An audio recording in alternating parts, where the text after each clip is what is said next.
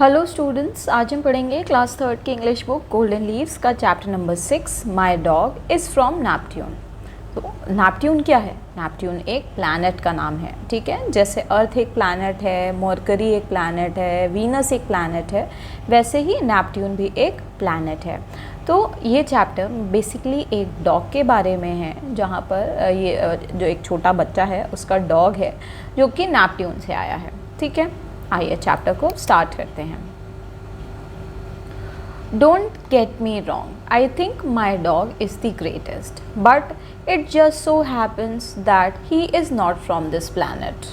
यहाँ पर बच्चा जो है वो बताता है कि मेरे को गलत मत समझना, पर मेरे को ऐसा लगता है कि जो मेरा डॉग है वो सबसे ज़्यादा ग्रेटेस्ट है, सबसे ज़्यादा महान है। क्यों? क्योंकि वो अर्थ से है ही नहीं, he is not from this planet. ये कौन सा प्लैनेट है? ये अर्थ प्लैनेट है। तो वो बताता है बच्चा कि मेरा जो डॉग है वो इस प्लैनेट का नहीं है। My parents are part time astronauts and one weekend they took a trip to Neptune, they love it in the summer.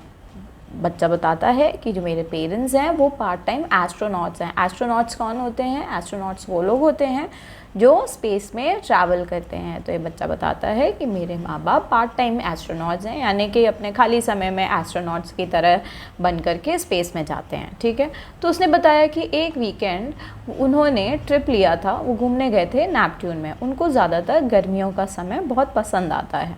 Sometimes when they go to outer space they bring me back space rocks or plants from Mars or my favorite dish Pluto pancakes, but not this time। बताता है बच्चा कि कभी कभी जब मेरे माँ बाप, मेरे पेरेंट्स जो हैं वो जब आउटर स्पेस में जाते हैं, यानी जब वो स्पेस में चले जाते हैं। अभी आप लोगों ने चंद्रयान की वीडियोस देखी होंगी, है ना, कैसे रॉकेट स्पेस में जाता है। तो वैसे ही उसी तरह से आप इस चैप्टर को इमेजिन करो कि ये जो बच्चा है, इसके पेरेंट्स जब आउटर स्पेस में जाते हैं तो वो वहाँ से स्पेस में जब ट्रैवल कर रहे होते हैं तो उन्हें जो भी चीज़ अच्छी लगती है या समझ में आती है वो इसके लिए ले करके आते हैं। तो इसने बताया कि कभी कभी उसको उसके जो पेरेंट्स हैं वो मार्स से स्पेस रॉक्स लेकर के आते हैं, ठीक है। रॉक्स लेकर के आएंगे, कभी कभी प्लांट्स लेकर के आएंगे। इसके अलावा वो उसकी फेवरेट डिश भी लेकर के आते हैं। आपकी फेवरेट डिश क्या है? प्लूटो पैनकेक्स उसकी फेवरेट डिश है, ठीक है। तो वो बता रहे हैं कि जब वो अलग अलग समय पे जब कभी कभी स्पेस में ट्रैवल करते हैं तो कभी रॉक्स ले आएंगे, कभी प्लांट्स ले आएंगे, कभी वो उसकी फेवरेट डिश प्लूटो पैनकेक्स भी ले आते हैं। बट नॉट दिस टाइम, पर इस बार ऐसा नहीं हुआ। When they arrived home from Neptune, after they parked their spaceship in the garage, they had a big cage with them। बताता है बच्चा कि जब वो इस बार घर वापस लौटे नेपट्यून से ट्रैवल करके, और जब उन्होंने अपनी स्पेसशिप को गराज में पार्क किया। गराज क्या होता है? गराज जहाँ पर हम अपना गाड़ी, ठीक है, मोटरसाइकिल, साइकिल वो सब रखते हैं, उसको हम गराज कहते हैं, ठीक है। तो बताता है कि जब मेरे पेरेंट्स नेपट्यून से वापस आए और उन्होंने स्पेसशिप को गराज में पार्क कर दिया, खड़ा कर दिया, तो उनके हाथ में एक केज था, पिंजरा था। I had never seen a creature like what was inside, so I named it after the first thing it ate, a shoe। वो बताता है कि मैंने कभी इस तरह का क्रीचर, इस तरह का जानवर कभी भी नहीं देखा था जो उस केज के अंदर था, यानी जो उस, ये केज क्या होता है? केज हो गया पिंजरा, जो उस पिंजरे के अंदर था वैसा कोई जीव मैंने आज तक नहीं देखा था। तो मैंने उसका नाम क्या रखा? मैंने उसका नाम वही रख दिया जो चीज़ उसने सबसे पहली बार खाई। तो उसने सबसे पहली चीज़ खाई थी शू, ठीक है। तो उसने अपने उस क्रीचर का नाम रख दिया शू, यानी वो जो डॉग था उसका नाम उस बच्चे ने शू रख दिया। They said that Shu was the smartest dog in Neptune। तो बताता है कि मेरे मम्मी पापा ने बताया कि जो शू है वो नेपट्यून का सबसे ज़्यादा स्मार्टेस्ट प्लैनेट है, यानी कि उस प्लैनेट में सबसे ज़्यादा स्मार्ट यही क्रीचर है। He could play dead, roll over, shuffle cards, cook and use a computer। उन्होंने बताया कि ये जो है प्ले डेड का मतलब क्या हो गया? जैसे हम मजाक में नहीं प्ले खेलते हैं और फिर अपने आप को ऐसा दिखाता है कि हम मर गए, तो वैसा भी वो खेल लेता था। रोल ओवर करता था यानी गोल गोल घूम लेता था। शफल कार्ड्स यानी ताश के पत्ते भी खेल लेता था। खाना बना लेता था और इनफैक्ट वो कंप्यूटर भी चला लेता था। But since I did not speak Neptunian, I couldn't get him to do any of those things and I had to start teaching him all over again। फिर बताता है पर फिर भी क्योंकि मैं तो नेपटूनियन यानी कि नेपट्यून वाली भाषा नहीं बोलता था। अब ये जो प्लैनेट है इसका नाम नेपट्यून प्लैनेट है। अब दूसरे प्लैनेट में दूसरी लैंग्वेज बोली जा रही होगी, है ना। जैसे हमारे यहाँ पर तो हिंदी बोली जाती है, किसी दूसरी जगह पर इंग्लिश बोली जाती है, कहीं पर फ्रेंच बोली जाती है ना, कहीं पर जापानीज़ बोली जाती है। तो वैसे ये बच्चा बता रहा है कि ये जो डॉग है, ये जो क्रीचर है शू, जिसका नाम शू रखा है, ये नेपट्यून प्लैनेट का है और ये वहीं की भाषा बोलता है। वहाँ की भाषा क्या है? नेपटूनियन भाषा है वहाँ की। फिर वो बताता है कि मैं उसकी बातें इसलिए भी नहीं समझ पाता हूँ क्योंकि मैं वहाँ की भाषा नहीं जानता हूँ, ठीक है, और मैं उससे कोई भी काम नहीं करा पाता हूँ क्योंकि मुझे वहाँ की लैंग्वेज ही नहीं पता है। तो ना वो मुझे समझ पाता है ना मैं उसे समझ पाता हूँ। And I had to start teaching him all over again. फिर वो बताता है कि इसीलिए अब मुझे उसको सारी चीज़ें दोबारा से सिखानी पड़ेंगी। I think that on Neptune, dogs must eat human food because Shu likes to eat what I am eating, but he hates his earthly dog food। फिर बताता है कि मुझे ऐसा लगता है कि जो नेपट्यून है, जो डॉग है, जो नेपट्यून के जो कुत्ते होते हैं, डॉग्स होते हैं, उनको ज़रूर इंसान का खाना पसंद होगा। इंसान का खाना मतलब जैसे हम लोग अपने घर में दाल चावल सब्ज़ी रोटी खाते हैं, उसको वही सब पसंद होगा क्योंकि शू जो उनका डॉगी है शू, उसको भी वही खाना पसंद है जो मैं खाना खाता हूँ, ठीक है। पर उसे जो कुत्तों को खाना दिया जाता है वो उसे पसंद ही नहीं आता है। यानी कि मेरे लिए यही बता रहा है, जो बच्चा है वो बता रहा है कि इसका जो डॉग है वो उसको अपना खुद का डॉग फूड नहीं पसंद है, पर वो जो बच्चा खा रहा होता है उसको वही खाना पसंद आता है। He is a lot faster than any of the earth dogs in the neighbourhood. बताता है कि वो बहुत ज़्यादा तेज़ भी है, ज़्यादा तेज़ दौड़ता भी है, ठीक है। बाकी दूसरे जो आसपास, नेबरहुड का मतलब हो गया आस पड़ोस के, ठीक है। तो आस पड़ोस में जो भी डॉग्स हैं उनके कंपैरिजन में वो ज़्यादा फास्ट है, ज़्यादा तेज़ी से दौड़ता है। He can beat any of them in a race, but he never rubs in it because all Neptunians are good sports। तो ये बताता है कि वो दूसरे डॉगीज़ को रेस में भी हरा देता है, ठीक है, पर रेस में हराने के बावजूद भी वो कभी दूसरे डॉग्स को, दूसरे एनिमल्स को ख़राब नहीं फील कराता है, ठीक है ना। क्यों? क्योंकि सारे ही नेपट्यूनियंस जो हैं, नेपट्यूनियंस कौन हो गए? जो नेपट्यून में रहते हैं, ठीक है। तो ये डॉग नेपट्यून से आया है, ठीक है। तो यहाँ पर मेनली यही बता रहा है बच्चा कि वो रेस में जब पार्टिसिपेट करता है तो सबको हरा देता है, पर फिर भी किसी को ख़राब नहीं फील कराता है क्योंकि शायद सारे नेपट्यूनियंस जो हैं वो स्पोर्ट्स में अच्छे होते हैं, यानी गेम स्पिरिट उनकी अच्छी रहती है। I think dogs and squirrels are sworn enemies to Neptunian because Shu is always barking at them। वो कहता है बच्चा कि मुझे ऐसा लगता है जो डॉग्स हैं और जो स्क्विरल्स हैं, ठीक है, उसके आस पड़ोस के मोहल्ले के, वो नेपट्यून के बहुत ज़्यादा दुश्मन हैं क्योंकि शू हमेशा उनके ऊपर भौंकता ही रहता है। Also I think that on Neptune dog bowls are shaped like toilets because Shoe loves drinking from ours. वो कहता है और इसके अलावा मुझे ऐसा लगता है कि नेपट्यून में, यानी नेपट्यून वाले प्लैनेट में जो डॉग्स हैं उनका जो पानी पीने का जो बर्तन होता है, बाउल, डोंगा जो होता है, ठीक है, उस डोंगे की शेप शायद टॉयलेट सीट जैसी होती है क्योंकि हमारा जो डॉगी है शू, ये तो इसको बहुत पसंद है हमारे टॉयलेट सीट में से पानी पीने की। Shoo can eat more food than anyone on earth ever could.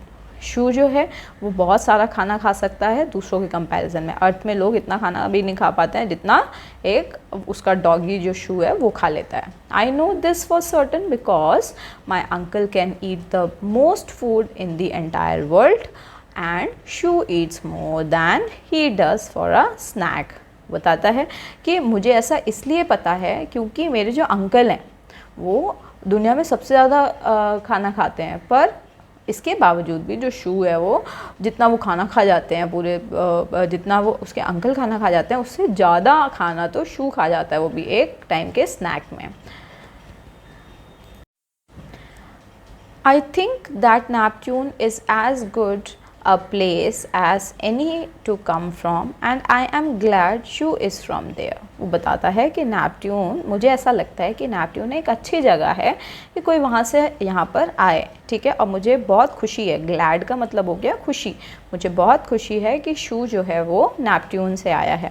I wouldn't change a single thing about him, मैं उसके बारे में कोई एक चीज़ भी चेंज नहीं करना चाहूँगा। मतलब जो उसका डॉगी है शू, वो जैसा भी है उसके लिए वो बहुत अच्छा डॉगी है, ठीक है, और वो बहुत खुश है कि उसका डॉग एक नेपट्यून से आया हुआ क्रीचर है। Next weekend my mom and dad are going to Saturn for a barbecue. वो बताता है कि अगले वीकेंड, वीकेंड का मतलब क्या होता है, जो सैटरडे संडेज़ होते हैं ना, जो छुट्टी वाले दिन होते हैं उसको वीकेंड बोलते हैं। तो अगले हफ्ते के एंड में, अगले सैटरडे संडे में मेरे जो मॉम और डैड हैं वो दोनों ही सैटर्न घूमने जा रहे हैं बारबेक्यू खाने के लिए। सैटर्न भी एक प्लैनेट है, ठीक है। तो बारबेक्यू क्या होता है? बारबेक्यू होता है जब जैसे आप लोग बारबेक्यू नेशन गए होगे, बहुत सारे बच्चे नहीं गए होगे, तो ऐसे समझो कि जहाँ पर ग्रिल्ड चिकन मिलता है, ग्रिल्ड पनीर मिलता है, इस तरह की चीज़ें जो होती हैं वो ग्रिल में लगा करके उसको सेका जाता है, ठीक है। तो वो वही बता रहा है मेनली कि मेरे मॉम और डैड सैटर्न जा रहे हैं बारबेक्यू खाने के लिए। Shu and I are both hoping that they don't bring back a cat। फिर बताता है कि मैं और शू जो हैं, हम दोनों बस यही होप कर रहे हैं, यही तमन्ना कर रहे हैं कि वो लोग वापस आते समय अपने साथ कोई कैट ना ले आएँ। अब यहाँ पर कैट का रेफरेंस क्यों लिया है, कैट ही क्यों लिया है? कोई और एनिमल भी बोल सकते थे। देखो, कुत्ते और बिल्ली हमेशा आपस में लड़ते रहते हैं, है ना, तो डॉग्स को कैट्स नहीं पसंद होती हैं। तो यहाँ पर इसीलिए ये बात लाई गई कि वो बच्चा इसीलिए ये बात बोल रहा है क्योंकि उसको लग रहा है कि ना तो मुझे पसंद आएगा कि कोई और एनिमल आए, ठीक है, और ना ही शू चाहेगा कि उसके यहाँ पर कोई और एनिमल आए, स्पेशली एक कैट, और इसीलिए यहाँ पर कैट का जिक्र किया गया है। तो ये स्टूडेंट्स इस चैप्टर का एंड था। आई होप आपको इस चैप्टर की एक्सप्लेनेशन अच्छे से समझ में आ गई होगी। अब हम आगे इसके क्वेश्चन आंसर्स करेंगे। तो आप सभी लोग इसके जो चूज़ द करेक्ट ऑप्शंस हैं उनको हम करेंगे, बुक में लगाएंगे, टिक करेंगे, ठीक है। इसके अलावा बाकी क्वेश्चन आंसर्स आप लोग रफ नोटबुक में लिखेंगे। चलिए आइए स्टार्ट करते हैं। Choose the correct option. The narrator's dog is from, narrator का डॉग कहाँ से है? वो है नेपट्यून से, तो इसका करेक्ट आंसर हो जाएगा third option, Neptune. The narrator got the dog from, the narrator जो था वो डॉग कहाँ से लेकर के आया था? नरेटर का जो डॉग था वो कहाँ से आया था? वो आया था एलियन फ्रॉम नेपट्यून से, ठीक है। वो यहाँ का कुत्ता नहीं था, वो नेपट्यून का कुत्ता था। The narrator named his dog shoe because, narrator ने अपने डॉग का नाम शू क्यों रखा था? क्योंकि उसने सबसे पहली चीज़ क्या खाई थी? एक शू खाया था। तो इसका आंसर हो गया third option, the first thing it ate was a shoe. Now coming to answer these questions. What did the narrator's parents like to do on weekends? Narrator के जो पेरेंट्स हैं उन्हें वीकेंड्स में क्या करना पसंद था? उन दोनों ही उसके मॉम और डैड को वीकेंड्स पर ट्रिप्स पे जाना पसंद था। The narrator's parents liked to go on trips to outer space on weekends, यानी वीकेंड्स में वो लोग आउटर स्पेस में ट्रिप करने के लिए जाते थे। What was the narrator's favorite dish? Narrator की फेवरेट डिश क्या थी? तो नरेटर की फेवरेट डिश थी एक प्लूटो पैनकेक, तो इसका आंसर हो जाएगा the narrator's favourite dish was Pluto pancakes. Where did the narrator's parents keep their spaceship? Narrator के जो पेरेंट्स थे वो अपनी स्पेसशिप कहाँ रखते थे? वो अपनी स्पेसशिप उनके गराज में रखते थे, है ना, तो इसका आंसर हो जाएगा the narrator's parents kept their spaceship in the garage. What did Shoo like to eat? Shoo को क्या खाना पसंद था? Shoo liked to eat what the narrator was eating but he disliked his ordinary dog food, यानी कि शू को जो narrator जो खाना खाता था उसको वही खाना पसंद आता था और उसको जो नॉर्मल डॉग फूड होता था उससे पसंद नहीं आता था। Now coming to E question. What did the narrator teach the dog to do? Narrator ने डॉग को क्या टीच करा था?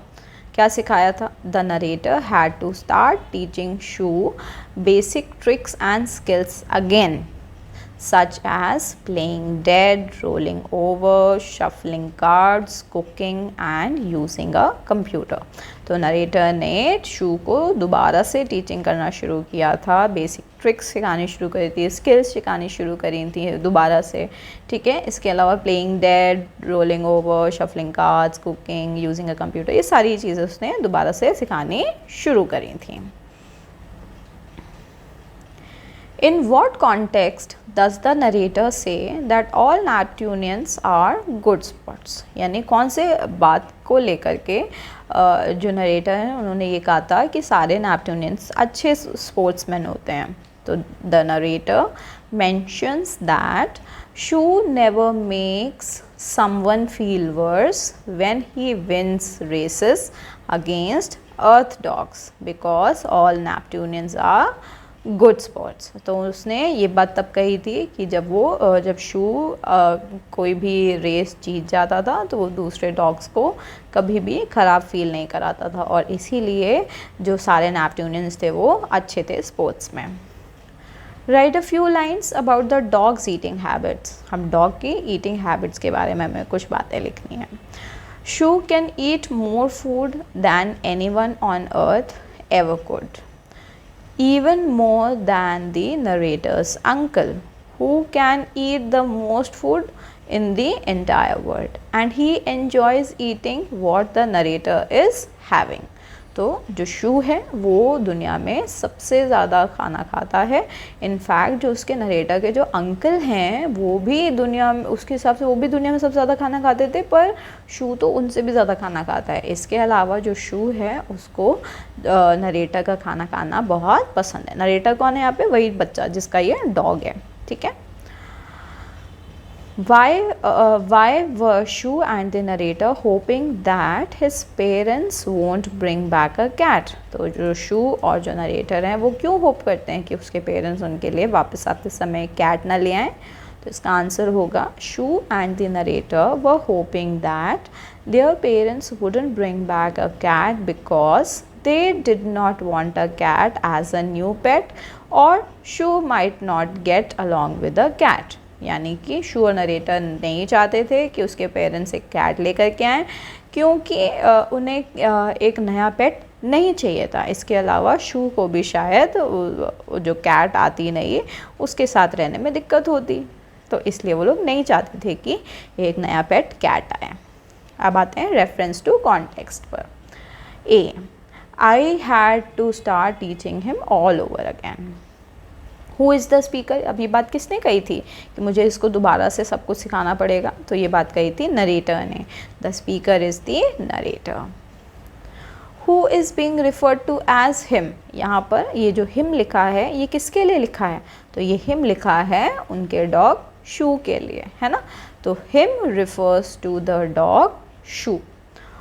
What does the speaker want to teach him? अब ये जो स्पीकर है ये हिम यानी शू को क्या सिखाना चाहता है? वो सारी ही बेसिक स्किल्स सिखाना चाहता है जो वो यहाँ पर आकर के नहीं कर रहा था। The speaker wants to teach Shoe basic tricks and skills again. Shoe and I are both hoping that they don't bring back a cat. तो शू और मैं होप कर रहे थे कि उसके पेरेंट्स वापस आते समय एक कैट न ले आएँ। तो हु इज़ द स्पीकर? यहाँ पे स्पीकर कौन है? The speaker is the narrator. Narrator यहाँ पर स्पीकर है। Who is being referred to as they? यहाँ पर दे कौन है? ये जो दे लिखा है ये कौन है? दे हैं उसके पेरेंट्स। तो they refers to the narrator's parents. Where are they going? ये दे जो है जो उसके पेरेंट्स हैं वो कहाँ जा रहे हैं? तो इसके पेरेंट्स कहाँ जा रहे थे? वो लोग जा रहे थे सैटर्न पे। किसके लिए? बारबेक्यू करने के लिए। तो they are going to Saturn for a barbecue. Now think and answer. Did the narrator and Shu share a good bond? How do you know? तो क्या नरेटर और जो शू है उन दोनों का जो बॉन्ड था, जो रिश्ता था वो अच्छा था? आपको कैसे लगता है कि अच्छा था? Yes, the narrator and Shu share a good bond because the narrator affectionately describes Shu and expresses contentment with Shu being from Neptune. They also share concerns about the possibility of their parents bringing back a cat, indicating a shared attachment. तो यहाँ पर इस mainly इस question का meaning यही है कि हाँ, नरेटर और शू जो थे वो आपस में बहुत अच्छा बॉन्ड शेयर करते थे, अच्छा रिश्ता था उन दोनों का, क्योंकि नरेटर शू के बारे में हमेशा अच्छी बातें बताता था कि वो फास्ट है ना, वो बाकी सारे एनिमल से अलग है। इसके अलावा वो बताता है कि वो बहुत खुश है कि उसका डॉग नेपच्यून से आया है, और वो दोनों अच्छा बॉन्ड इसलिए भी शेयर करते थे क्योंकि दोनों ही होप कर रहे थे कि उसके पेरेंट्स कहीं एक कैट ना लेकर के आ जाएं। ठीक है। Why would dogs and squirrels possibly be enemies on Neptune? अब डॉग्स और स्क्वेरल्स जो हैं नेपट्यून के एनिमी क्यों हो सकते हैं? It's suggested that dogs and squirrels might be enemies on Neptune because Shu constantly barks at squirrels on Earth. This implies that on Neptune there may be a history of dogs and squirrels having a rivalry. तो यहाँ पर mainly यही कहा गया है कि जो dogs और स्क्वेरल्स हैं वो नेपट्यून में आपस में दुश्मन होंगे, क्योंकि जो शू है वो कॉन्स्टेंटली स्क्वेरल्स पर भौंकता रहता है। ठीक है, इसका मतलब ये है कि जो नेपट्यून के जानवर हैं, मतलब मेनली यही बताने की कोशिश करी गई है कि नेपट्यून प्लैनेट में जो डॉग्स और जो स्क्वेरल्स हैं आपस में वहाँ पर भी दुश्मन होंगे। ठीक है, राइवलरी का मतलब है दुश्मनी, तो वहाँ पर भी दुश्मन होंगे, इसीलिए अर्थ पर आकर के भी वो लोग दुश्मन ही हैं। Even though it is from Neptune, why do you think Shoo was able to quickly adapt to life on the earth? हालांकि जो शू था वो नेपट्यून से आया था, पर फिर भी शू जो है वो बड़े ही आसानी से यहाँ पे अडेप्ट हो गया था। Shu adapted quickly because it can be inferred that Shu's exceptional intelligence and ability to mimic human activities made it easier for him to adjust to life on Earth. तो यहाँ पर जो शू है वो क्विकली सारी चीज़ें इसलिए सीख गया था क्योंकि वो इंटेलिजेंट था और वो इंसानों को बखूबी तरीके से मिमिक यानी उनकी नकल उतार लेता था, और इसीलिए उसके लिए यहाँ पे रहना बहुत ज़्यादा आसान हो गया था। Now coming to last question. What are people from other planets called? Write a few lines about them. तो जो अदर planets के लोग होते हैं उनको क्या बोलते हैं, उनके बारे में हमें कुछ बातें लिखनी है, कुछ लाइन्स लिखनी है। तो people from other planets are called aliens. तो दूसरे planet के लोगों को aliens बोलते हैं क्योंकि वो यहाँ के नहीं होते हैं ना। अब इनके बारे में कुछ लाइन्स हो जाएंगी। An alien does not belong to earth. कोई भी alien अर्थ से बिलोंग नहीं करता है, इसीलिए उसको alien कहते हैं। They do not look like human beings. वो इंसानों की तरह नहीं दिखते हैं। They travel in spaceships. वो सभी स्पेसशिप में ट्रैवल करते हैं। दे communicate with us through signals, और वो सभी हम लोगों से कम्युनिकेट करते हैं यानी बातचीत करते हैं सिग्नल्स के द्वारा। स्टूडेंट्स, ये इस चैप्टर का एंड था। आई होप आप सभी ने इसके क्वेश्चन आंसर्स को लिख लिया होगा। इस चैप्टर की एक्सप्लेनेशन आप सभी को अच्छी लगी होगी। अगर आप मेरे चैनल पर पहली बार आए हैं तो मेरे चैनल को ज़रूर सब्सक्राइब करें। वीडियो पसंद आई है तो वीडियो को ज़रूर लाइक करें और अपने सभी फ्रेंड्स तक इस वीडियो को ज़रूर शेयर करें। Thank you.